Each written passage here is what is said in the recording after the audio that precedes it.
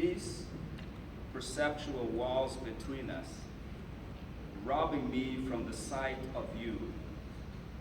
These fences of wood and barbed wire, visible and invisible, confining me to sight you but not experience with you.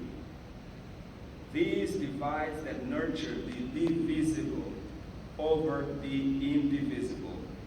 Perceptual walls that create and nurture the other, othering me from you, othering you from me, creating the them and us, the them in us.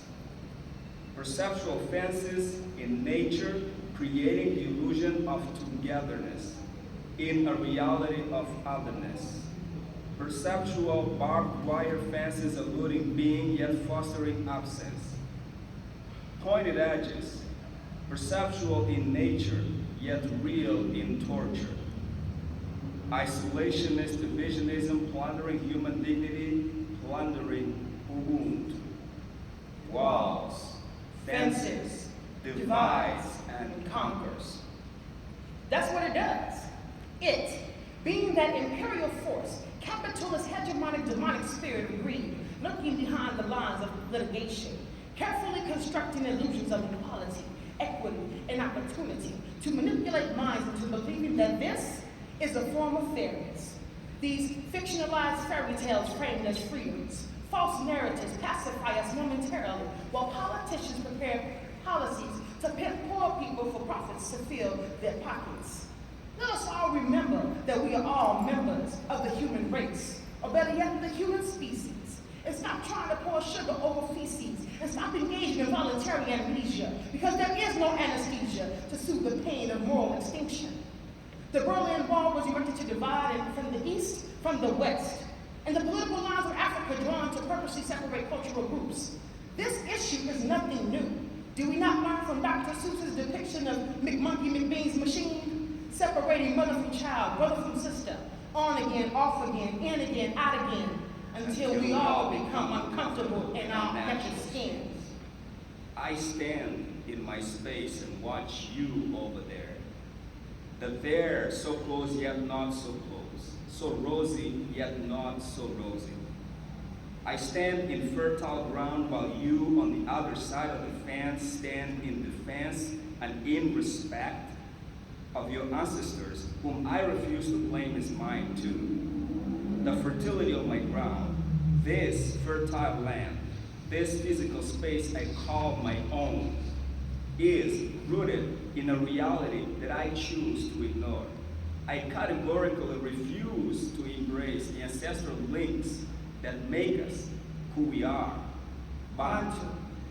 Mass media misconstrues our beauty as bad, negative, something to be feared or hated rather than celebrated. We can no longer afford the consequence of ignoring ignorance. Whether it's my natural afro that I choose to rock, the spirituality ingrained in my long locks, or if I shave my head completely, will you assume the worst of me? Will I end up dead for choosing to cover my head with a hijab, yarmulke, a turban? Will you understand? If you notice me wearing a conical shaped hat in the midst of a rice field, a baseball cap to the back, or the hood of my sweatshirt, will you play judge and jury, shoot first, and refuse to answer questions later? Hypersexualization of black and brown bodies, misappropriation of indigenous styles and linguistic flows, exploitation, oppression, and poverty are the collateral damage of capitalism in this land.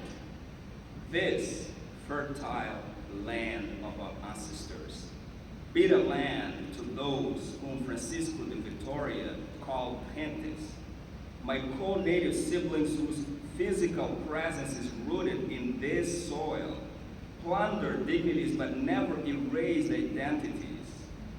Resilient spirits of our ancestors staying awoke, even in the silence of our physical voices, we the people shall stay awoke. Tina Bantu, Sihlala Epapa. This land, fertile land of our ancestors, bitter to those whom Immanuel Kant called uncivilized, unteachable, and teachable for servanthood. A categorization with a glass ceiling so low, as low as in a Togo Bantaba structure, landscaping but not dreamscaping, not heartscaping, not soulscaping. Land-escaping but not dream-escaping, not heart-escaping, not soul-escaping. Dividing minds from hearts but not hearts from souls. Dividing bodies from spirit but not spirits from land. Land and soulfulness. Land and being, land and paideia of the soul. How can we learn not if land is bitter? How can we learn if land is sweet? Lessons hidden in coloniality, hidden in modernity, concealed in negative homogenization. Tinabantu, Sishaba, Epapa. Lessons embedded in coloniality, hidden in cosmopolitanism, concealed in negative equality. We, the people, shall stay awoke, holding Bantabas, we with no rush to resolve, but with an earnestness to soulfully engage, de-rage, but also de-link, border think and also border engage, de-center and also de-peripherize, with no center, no peripheries. We no longer post-colonialize, post-slaverize, or post-imperialize. We are no longer indigenous, tribes, aliens, third world, developing nations, poor people, refugees. Walls, fences, divides, melting away as we evoke Sankofa to stay awake. We, the people, shall stay awoke.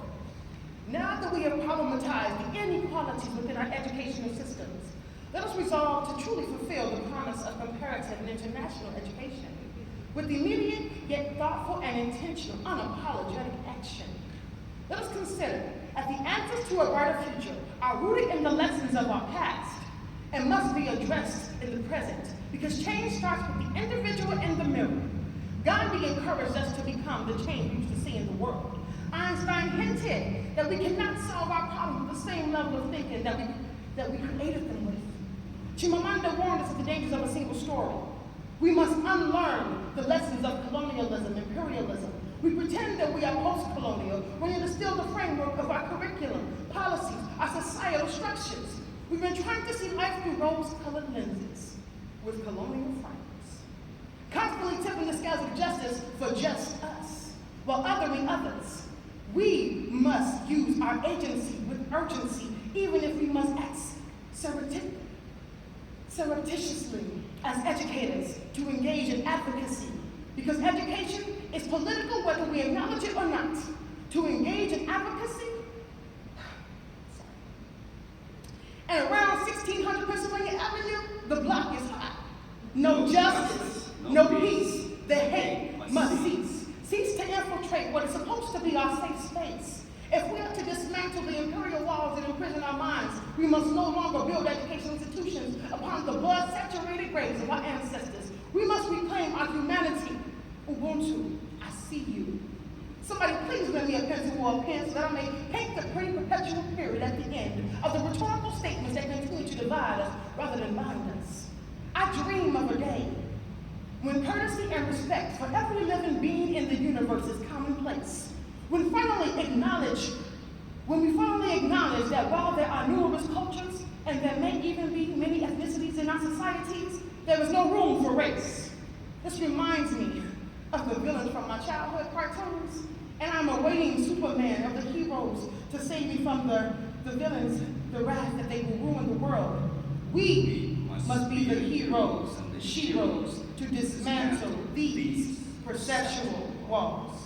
Thank you. Bravo. Bravo.